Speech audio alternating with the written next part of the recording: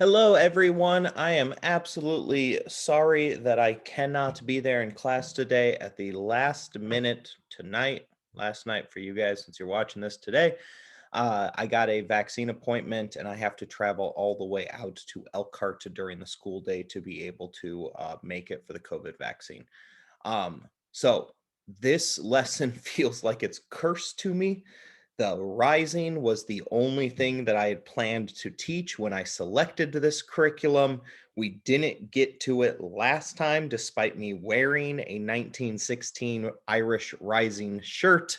And now I managed to get a vaccine appointment after refreshing probably 300 times. And it happened to be today that I had to go. Uh, Here is the recorded lecture. I want you to listen to it. I am going to go at a quick pace because you can pause this video. And so therefore, just pause it as many times as you need to catch up on the writing, but don't write down everything from the presentation. Just like we wanted to in class, you need the big ideas here, particularly about De Valera and kind of his leadership style. Okay. Here's a nice little picture that I took of St. Patrick's Cathedral in Dublin. So, where we left off last time was with this idea of the Irish volunteers being formed to go against the Ulster volunteers. So, there's already 6 counties of British controlled Ireland that are very Protestant and very pro England. There's then all of the rest of them that are going to be very anti-England, 24 different counties that make up Southern Ireland. And they are going to be divided on a lot of things, in particular the outbreak of World War I. But the volunteers were originally created to go against each other almost in preparation for a civil war. And World War I just gets in the way. The assassination of Archduke Franz Ferdinand occurs on June 28, 1914. Britain then joins the war on August 4th, 1914, and it's going to bring in all of its colonies to support the war effort. World War I is famously described as a bar fight, okay? Yet, notably, Ireland is missing in this. So this video gives you a nice little quick look at World War I.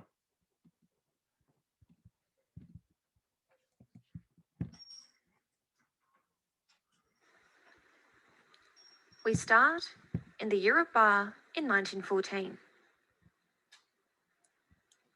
Italy, Germany, and Austria-Hungary standing in the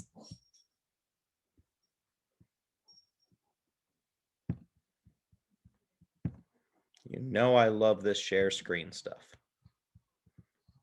center of the bar. In the Europe Bar in 1914.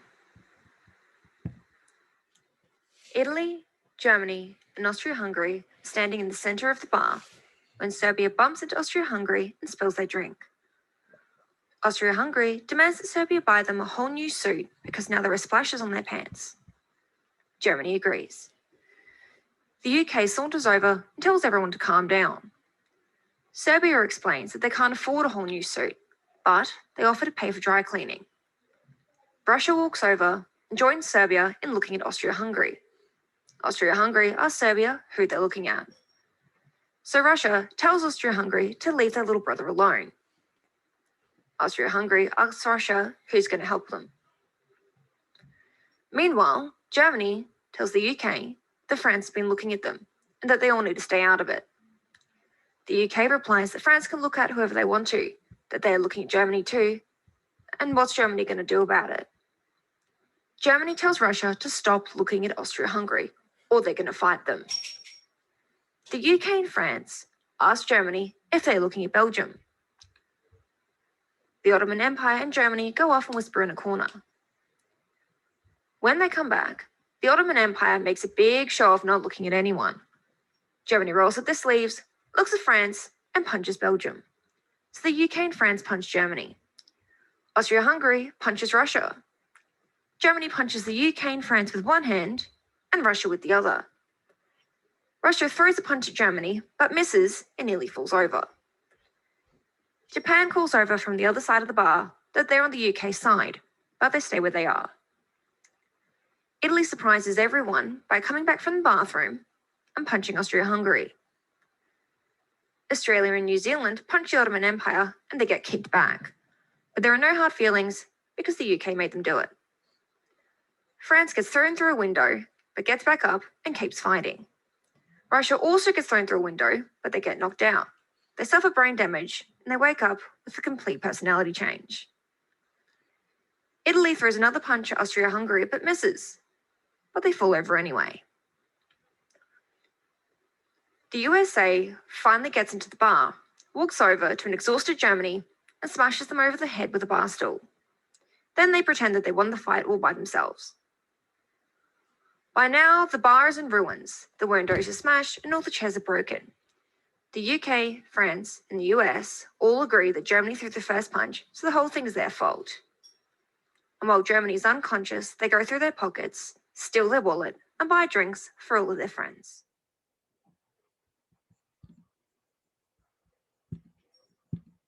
Let's take a look at a Marine Corps division in 1944. So that video does a really good job explaining probably the most important event in world history, which is World War I, because the effects of World War I are going to dramatically change everything for a whole lot of countries and lead into World War II. We do that first off to catch you up and remind you of what's going on in World War I. But the most interesting thing is, with all of the stereotypes about Ireland, how on earth is Ireland not in a bar fight in any way, shape, or form? And I would make the argument that Ireland actually is probably behind the scenes, either pouring themselves a drink or pouring other people the drink, trying to get them to fight. We use this to illustrate the fact that while Ireland seems sidelined during the events of World War I, they are actually heavily involved and possibly causing some of the things that are happening inside that European bar. So what do we mean by this?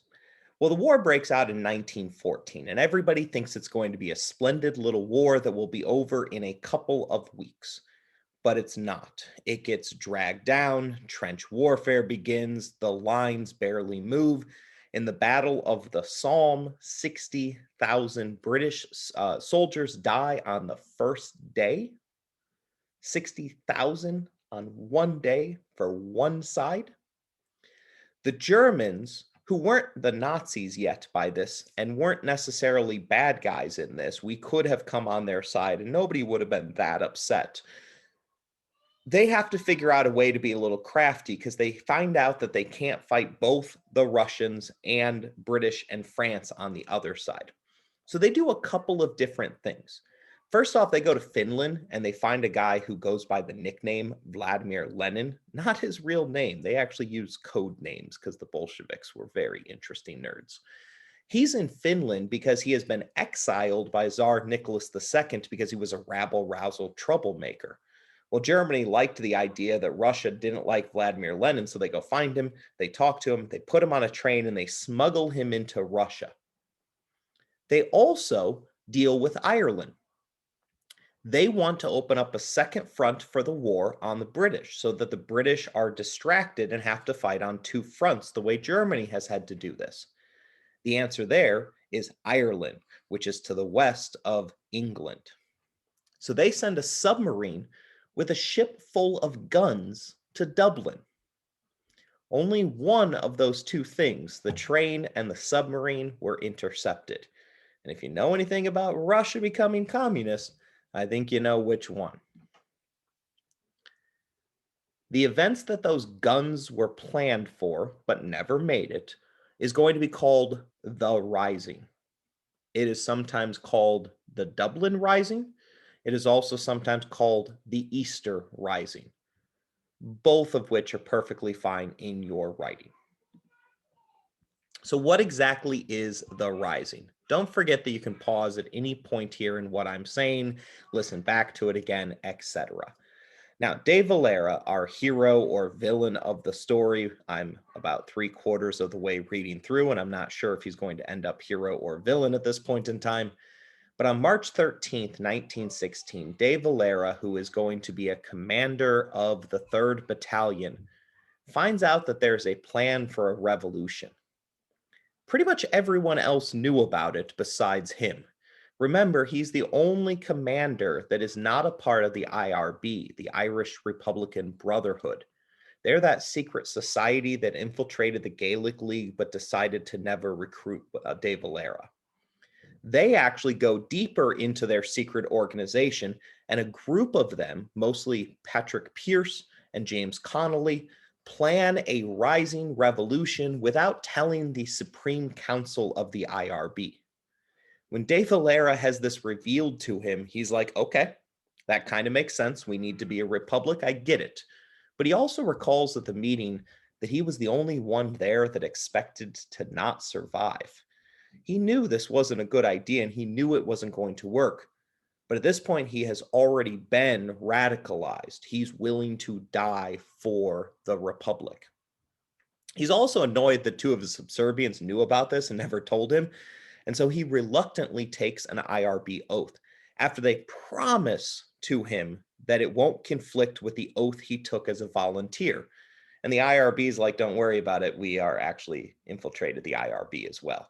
So the secret society has already infiltrated the Gaelic League and the volunteers, 2 groups that he joined that radicalized De Valera. At this point, he buys a semi-automatic pistol, which he names Peter the Painter, who was a famous London anarchist murderer. When you are naming your gun after famous anarchist murderers, you're probably a bit on the deranged side and you're going to be trouble here. Now, this was not a popular position in Ireland. In fact, the head of the main party that was controlling Ireland at this point said, you should go support the war effort. We should help England. We should win the war quickly, and we will show them that we deserve independence. This is the same thing Kenya did by drawing out all of the nutrients from its fields in World War II. They thought by helping the British win, it would bestow honor on them. This is a historical debate that happens throughout history. MLK versus Malcolm X had this debate. MLK wanted to prove that Black Americans were worthy of whites giving them rights, whereas Malcolm X said, no, we have these, we're going to take them. Loyalists versus Mau Mau were along the same way. I want to prove my loyalty, so they'll give me my rights. Mau Mau wanted to take their rights. And W.E. Boys and Booker T, 2 civil rights advocates, had 2 different ways of doing things. Again, the idea being earning your rights, which was Booker T proving that we could work in plantations and in service jobs. And W.E.B. Du Bois saying, no, we have to take it. We need to go to college. We need to be lawyers. We need to be politicians. We need to be medical. We need to seize our opportunity rather than prove our worth. At a parade on May 23rd, going through Dublin, De Valera and his 3rd Battalion have women whose sons and husbands and fathers are fighting for the British in World War I and dying. The volunteers are parading through and they have cabbage thrown at them. Eventually, some of the men are ambushed in a pub. And so De Valera has to send in a regiment with pikes, even though they have guns, to be able to rescue the people from the bar in Ireland. And so there's not a lot of popularity for what these people are doing at the moment.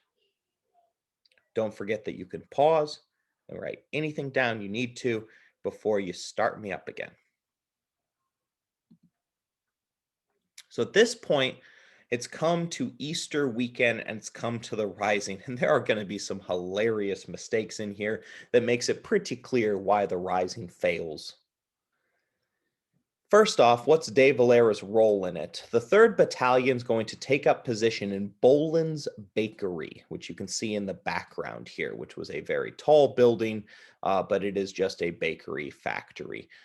The headquarters of this whole thing is going to be a post office, but their goal is to take over Dublin and inspire insurrection across Ireland, which the British will have to give up because they can't afford to stop fighting the Germans. They are seizing their opportunity, their moment. The plan is to do it on Easter, which is obviously very holy to all Christians. Ireland is going to be predominantly Catholic, particularly Southern Ireland. So they view this as kind of like a good, holy, God supporting aspect to it. On Holy Thursday, De Valera sleeps in his uniform with his gun at his side. Presumably, this is nearby his wife, who's pregnant at the time with their third child. On Friday and Saturday, he is so paranoid, and paranoia is one of the things that keeps De Valera in charge most of the time. On Friday and Saturday, he sleeps at his lieutenant's house because he's afraid of getting arrested. At the same time, his wife is totally in the dark on all of this. She has literally no clue what's going on. In fact, she doesn't figure it out till Monday. Like, she's not like, hey, where are you? Friday, Saturday, Sunday, like, come home from the pub. On Easter Monday, she hears in the morning that volunteers are digging trenches in St. Stephen's Green, which is kind of like the big park in Dublin, kind of like Central Park is in New York City. And when she realizes that soldiers are digging trenches and her husband hasn't been home in 4 days, she kind of realizes something's up.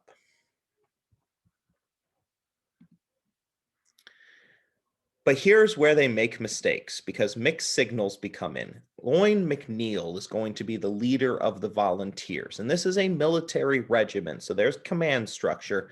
McNeil is going to be the one who gives the top orders. He's the leader of the volunteers. Now, he was reluctant to begin with. When they approached him with the plan, he said no. And he said, look, I'm going to try to stop it. I'm going to try to convince people. I won't give you up to the British because we hate them, but I'm going to try to do everything else I can to stop this. However, they managed to convince him when he realizes there's an entire sub full of weapons coming. And he's like, ooh, you got guns and you got lots of guns and they're fighting the war. Like, maybe this will work. But then the submarine and the ship with the guns on arrived early on Good Friday. And so nobody was prepared because they got there early. So there were no volunteers to meet them on the pier. And the guy got spooked. The captain of the boat realized, like, with nobody there, like, I have to sit here and I have to wait and I have to risk arrest. And they get spooked when the British fly by and they decide to scuttle their ship. They sink their own ship with all of the guns on it. McNeil, when he finds out that the guns aren't coming, reverts back to his original position and says, uh-oh, we're not going to win. We have to cancel this. So what does he do? Well, it's 1916. They don't have a WhatsApp group, chat group app. I clearly am old. I don't know anything beyond Facebook. They clearly don't have a Facebook group set up at this point in time. So he takes out an article in the newspaper on the front page of Easter Sunday. He does it at 1:30 in the morning to be able to make it in time to hit the press, where suddenly Irish volunteers marches canceled, a sudden order. So he can't just say, stop the insurrection, stop the invasion, stop the attacks. He has to tell them, yeah, that parade that we were doing, the parade that we all talked about, canceled. Whatever you thought we were doing, canceled. Now, at this point, the British were totally aware of everything. They had put 2 and 2 together. They had figured out the sinking of the ship. They had intercepted intelligence. They had figured out a German connection. They had the houses of all of the leaders. But they honestly didn't think the Catholics would do anything on Easter. So they were going to let the holiday pass and then arrest the people. See how bad this revolution is already? These are going to be the leaders, all of whom are executed for this, okay? This is not De Valera here. This is Tom Pierce. He kind of looks like an old De Valera, but De Valera is in his late 20s, early 30s at this point in time. So the 2 main leaders, James Connolly and Patrick Pierce, they decide to ignore McNeil's order, and they want to go on anyways. And so they publish and print and hand out a proclamation of the Irish Republic. And very important here, they put their names on it. They print it and they distribute copies of it. Basically, they just shout out, I declare we're a republic. If you've seen The Office, Michael Scott at one point just shouts out loud, "I declare bankruptcy," and somebody is like, "Doesn't work that way." So they hand out this like proclamation, their Declaration of Independence. De Valera is one of them that goes. He ignores the newspaper report that things are canceled. He's in on the know. He's an IRB agent, even if he's a reluctant one at this point in time.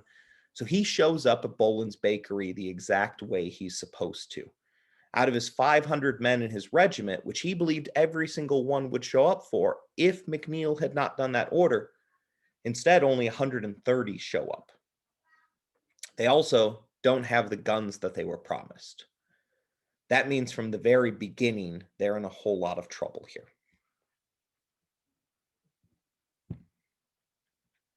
So I want to play this video here about the Rising. It's going to include a huge amount of it just due to time. We are unfortunately not able to do a massive amount, but I think the Rising is really a fascinating study. And I would encourage you to even look more into it, take some classes involving it, etc. You need the food bunker. You have a busy life and are in need of something more convenient for storing food leftovers and marching down Sackville Street, starry plowing high. Here comes the citizen army with a fist raised to the sky. Leading them is a mighty man with a mad rage in his eye. My name is James Conley. I didn't come here to die, but to fight for the rights of the working class. This small farmer too, to protect the proletariat from the bosses and the screws. So hold on to your rifles, boys, don't give up the dream. A republic for the working class, economic liberty.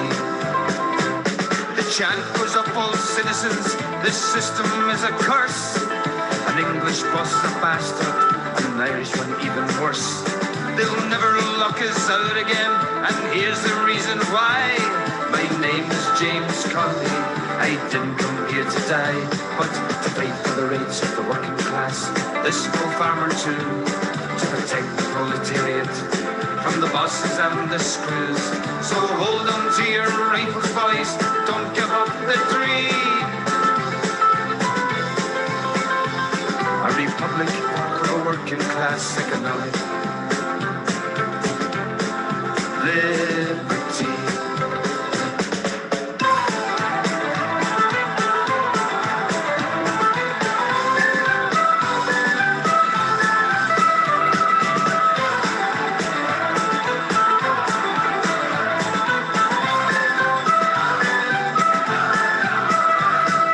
Now we're in the GPO with the bullets whizzing by, with Pierce and Sean McDermott bidding each other goodbye. Up steps our citizen leader, and he rose into the sky. My name is James Conley. I didn't come here to die, but to fight for the rights of the working class. This small farmer too, to protect the proletariat from the bosses and the screws. So hold on to your rifles, boys, don't give up the dream. A republic for the working class, economic liberty.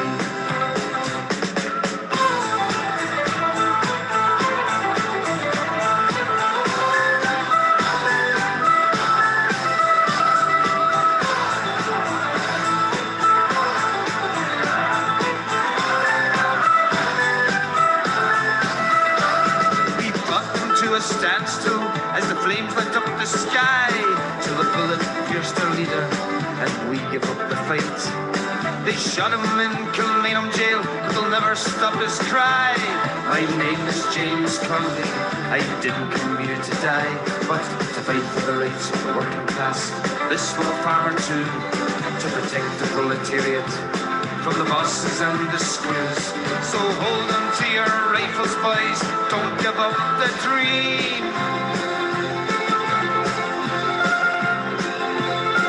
A republic for the working class,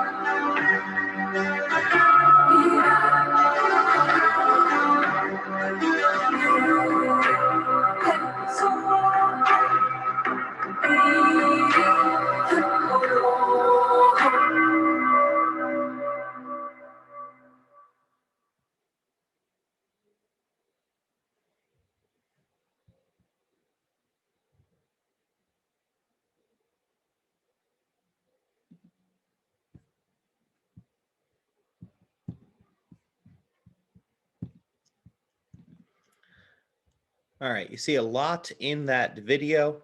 The idea being that at first they outnumber the British and then quickly those tables turn. There are a ton of interesting stories that I would encourage you to learn more about the Rising or encourage other people to learn about it, to write extended essays on it. It's fascinating history. This woman posing for a professional shot here with her revolver is Constance Markovitz. She's going to be a countess. So she is extremely wealthy. She's one of the most radical Republicans out there. And every time we use the word Republican, we are talking about an Irish nationalist who is fighting for independence from Britain. That's what a Republican is. There was a group of women called the Cúnaman.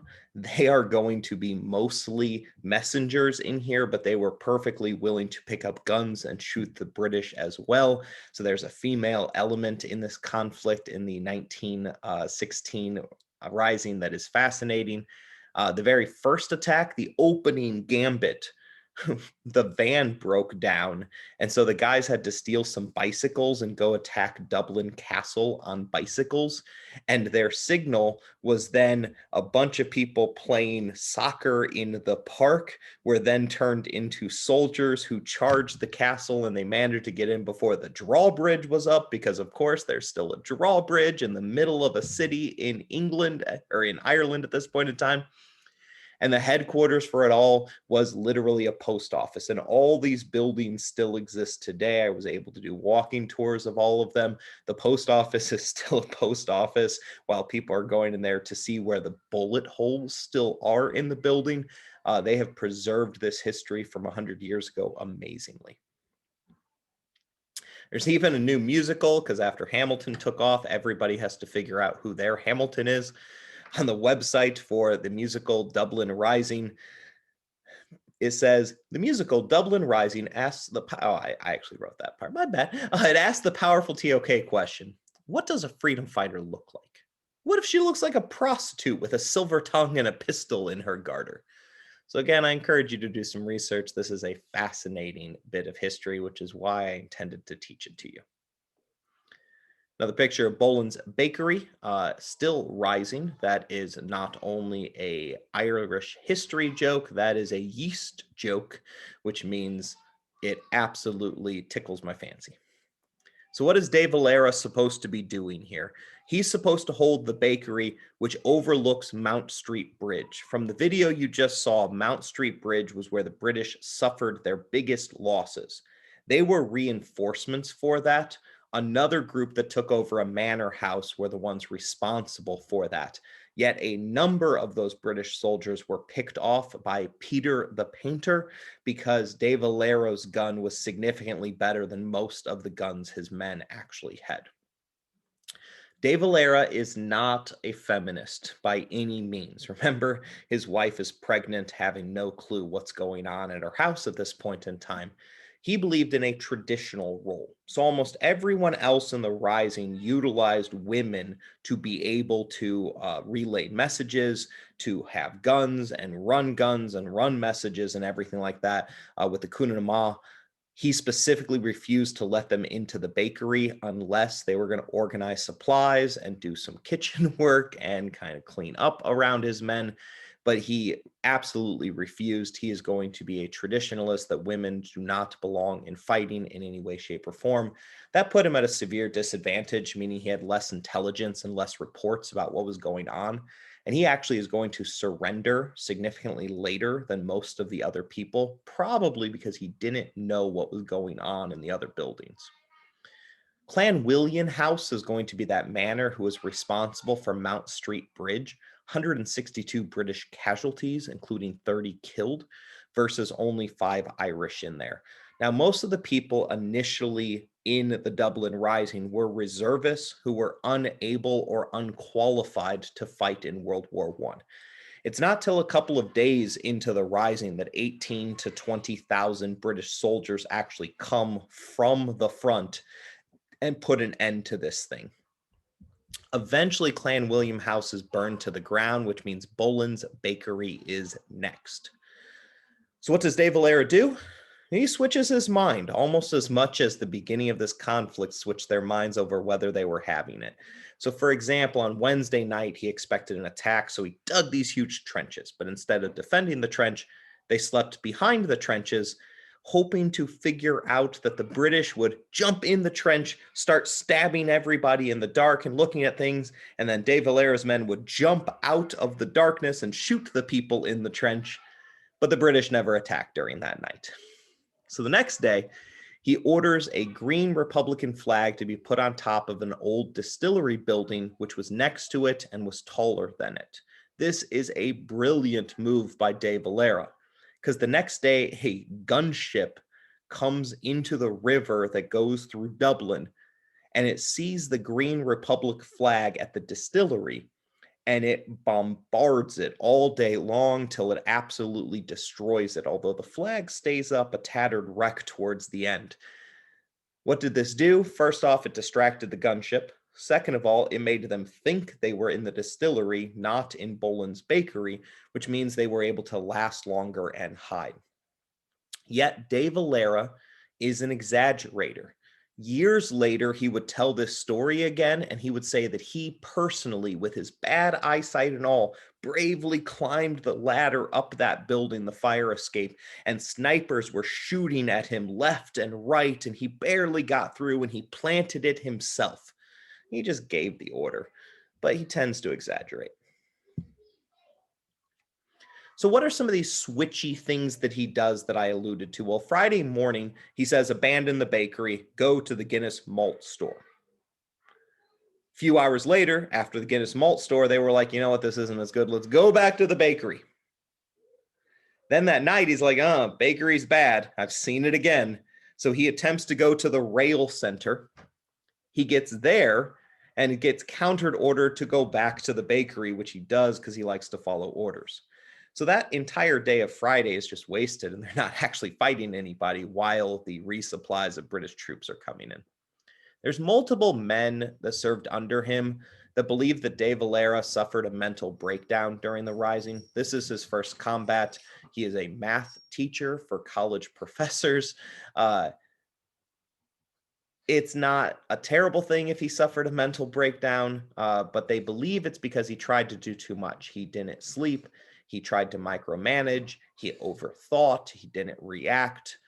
He is not going to do this again later in life, but it's interesting to see that the start of his career and what makes him really famous really doesn't go very well at all. After going back and forth all day Friday, Saturday morning, there's rumors going around the city that there's been a surrender. Remember, he doesn't have access to the reports and intelligence because he's not letting any women into the bakery. They did not take up his offer to cook or clean for his men, so therefore they weren't allowed in. Patrick Pearse had surrendered. He didn't want any more damage done to the city. He thought that the British were going to turn on the civilians, and he realized he lost.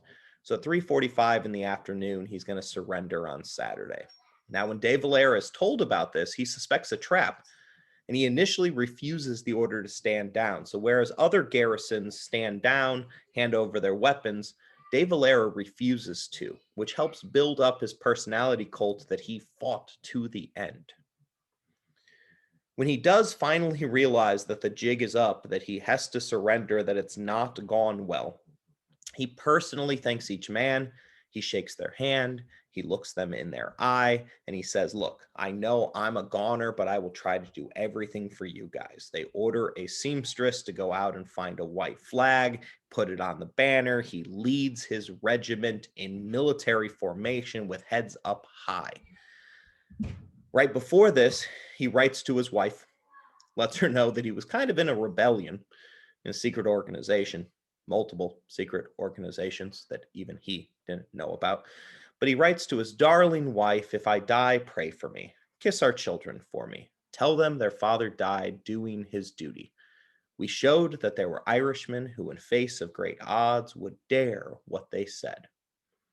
So you can see how radicalized he is. He thinks he's going to die for this, and he's okay with that because he died for his beliefs, and he will never give up on his beliefs. That's one of the absolute core values of him.